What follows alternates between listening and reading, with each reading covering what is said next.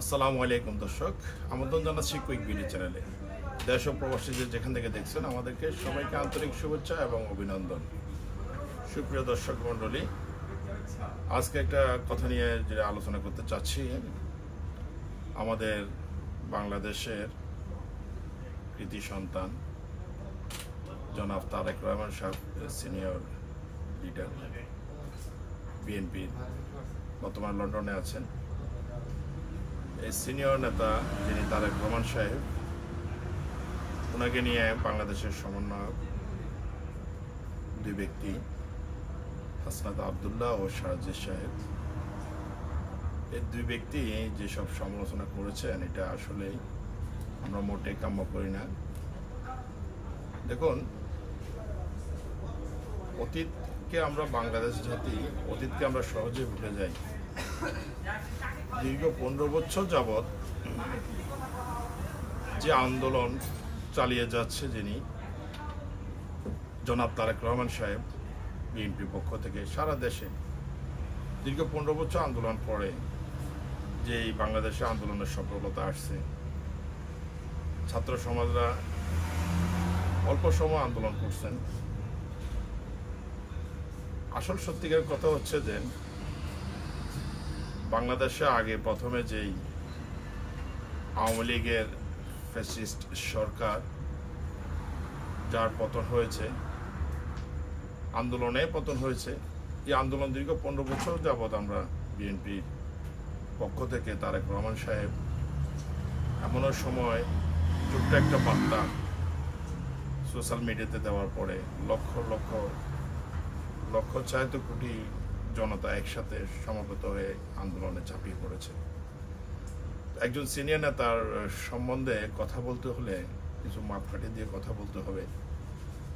আমি সমন্বয়ক ভাইদের যারা আছেন বাংলাদেশে, জিয়া পরিবারকে নিয়ে কথা বলতে একটু চিন্তা ভাবনা করে কথা বলবেন। জিয়া পরিবারকে নিয়ে কোনো রকম কটূক্তি, তাদের সম্মানে আঘাত আসে, সিনিয়র নেতাদের অসম্মানজনক কোনো কথা আশা করি বলবেন না। এবং বাংলাদেশে অন্তর্বর্তীকালীন সরকার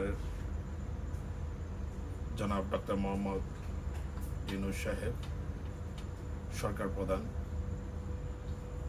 উনি একজন জ্ঞানী গুণী মানুষ এবং সম্মানী ব্যক্তি। ডক্টর মোহাম্মদ ইউনূস সাহেব সম্মানী ব্যক্তি, আমরাও সম্মান করি, ইজ্জত করি। উনি যোগ্য ব্যক্তি। উনার একটু উচিত ছিল আমাদের বাংলাদেশে তিনবারের প্রধানমন্ত্রী ছিলেন বেগম খালেদা জিয়া, আওয়ামী সরকারের মিথ্যা মামলায় কারাবন্দী জীবনযাপন করেছেন দীর্ঘদিন, অসুস্থ। সরকার প্রধানের দায়িত্ব ছিল আমার মতো, আমি মনে করি, একটু খোঁজখবর নিয়ে অসুস্থতার সময় একটু দেখা করা, দেশমাতার খোঁজখবর নেওয়া উচিত ছিল। যাক, আমি সরকার প্রধানের ডক্টর মোহাম্মদ ইউনূস সাহেবকে অনুরোধ করব, উনি যেন সাবেক প্রধানমন্ত্রী দেশমাতা খালেদা জিয়ার সুস্থতার খবরাখবর নেন, মানবতার কল্যাণে এগিয়ে আসেন।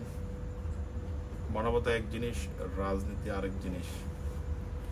দেশের একজন সিনিয়র নেত্রী, ওনাকে দেখে আসা এখানে তো দোষের কিছু না, আমি মনে করি।